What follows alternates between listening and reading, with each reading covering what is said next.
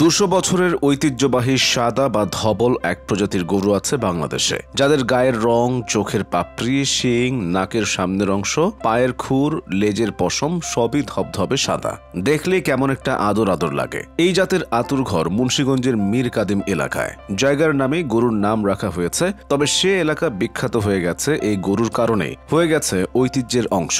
প্রতি বছর কোরবানির ঈদে মীর কাদিমের গরু বিক্রি একটি আলোচ্য বিষয়ে পরিণত হয়। রং বা দৈহিক গড়নের পাশাপাশি এই গরুর লালন পালন পদ্ধতি একে পছন্দের শীর্ষে তুলে এনেছে। মুন্সিগঞ্জ সদর উপজেলার মীর কাদিমের এই গরুর খামারগুলোর পাশেই রয়েছে বিশাল বিশাল চাল, কুড়া, ভুসি, খৈলের আড়ত মালিকরা আশপাশে গড়ে তুলেছেন গরুর খামার। প্রশিক্ষিত লোক নিয়োগের মাধ্যমে গরুগুলো পালন করা হয়। মীর কাদিমের গরুদের শুধু খৈল, বুট, চালের খুদ, ভাতের মার, খেসারির ভুসি, গমের ভুসি, বুটের ভুসি, মসুর ডালের ভুসি, গম ও লালি নামক চিটা গুঁড়া খেতে দেওয়া হয়। সঙ্গে থাকে ভুট্টা চূর্ণ। কচি ঘাস খাওয়ালেও কোনো খড় দেয়া হয় না, তাই গরুর মাংসে আঁশ কম থাকে। মাংস একটু নরম ও তেলতেলে হয়, খেতে হয় দারুণ সুস্বাদু। গরু মোটা তাজা করতে দেয়া হয় না কোনো ধরনের ইনজেকশন কিংবা মোটা তাজাকরণের ওষুধ। গরুগুলোর পশম তাজা ও সুন্দর রাখার জন্য যত্ন আত্তির কমতি থাকে না। দিনে একাধিকবার গোসলও করানো হয় তাদের। খামারের ভেতরের পরিবেশ পরিষ্কার পরিচ্ছন্ন রাখা হয়, বাইরের কাউকে ভেতরে ঢুকতে দেওয়া হয় না। এভাবে গরু পালার খরচ অনেক বেশি, তাই কিনতে হলে পকেটটাও ভরা থাকা চাই। এক একটির দাম হয় 1 থেকে 10 লাখ টাকা পর্যন্ত। মূলত কুড়িগ্রাম জেলার ভুরুঙ্গামারী সহ বিভিন্ন হাট ও এলাকা থেকে ভারত ও ভুটানের আবাল পশ্চিমা সাদা ষাঁড় এবং সাদা গাভীর বাচ্চা সহ কিনে আনেন মীর কাদিমের খামারিরা।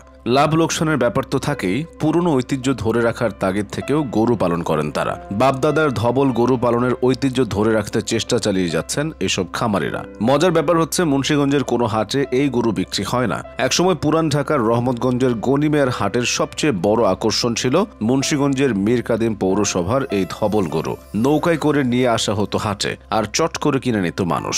কালের বিবর্তনে এই গরুর চাহিদা এতটাই বৃদ্ধি পেয়েছে যে হাটে তোলার আগেই খামার থেকেই বিক্রি হয়ে যায় সব। পুরান ঢাকা ছাড়াও এখন দেশের বিভিন্ন প্রান্তের গরু ক্রেতারা এ সমস্ত গরুগুলো খামারে এসে কিনে নিয়ে যান। তবে স্থানীয় খামারিদের সঙ্গে কথা বলে জানা গেছে, মীর কাদিম পৌরসভার কুলুপাড়ার ধবল গরু পালন করার যে ঐতিহ্য ছিল তা ধীরে ধীরে কমে যাচ্ছে। খামারে গরুর সংখ্যা বৃদ্ধি পেলেও মীর কাদিমের বিখ্যাত ধবল গরুর ঐতিহ্য হারিয়ে যেতে বসেছে। এর পেছনে অসাধু খামারিদের ভেজালযুক্ত খাবার দিয়ে গরু মোটাতাজা করে দ্রুত আঙুল ফুলে কলা গাছ হওয়া অন্যতম কারণ। আবার এখন খাবারের যে খরচ, তাতে এই দামেও পোষায় না বলছেন বিক্রেতারা। খাবারের মাত্রাতিরিক্ত মূল্য খামারিদের গরু পালনে নিরুৎসাহিত করছে।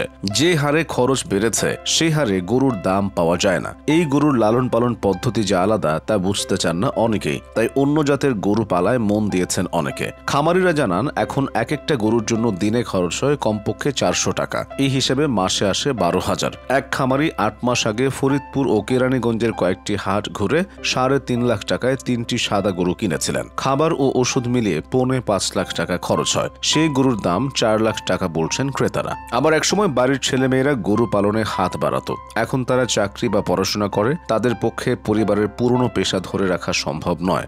এসব কারণে সৃষ্ট লোকসানের কারণে 200 জনের বেশি ধবল গরুর খামার মালিক থেকে এখন 15 থেকে 20 জন খামারি এই জাতের গরু লালন পালন করছেন। ছোট পরিসরে ধরে রেখেছেন বংশ পরম্পরার ঐতিহ্য। প্রাণী সম্পদ বিভাগ খরচ কমাতে গরুর খাবারে ইউরিয়া সার, রাব গুড় ও শুকনা খড় দিয়ে ইউরিয়া মোলাসেস স্ট্র খাওয়ানোর পরামর্শ দিচ্ছে। তাতে গরু মোটা তাজা হবে, কমবে খরচ। তখন গরুর দাম কমবে, টিকে থাকবে ঐতিহ্য।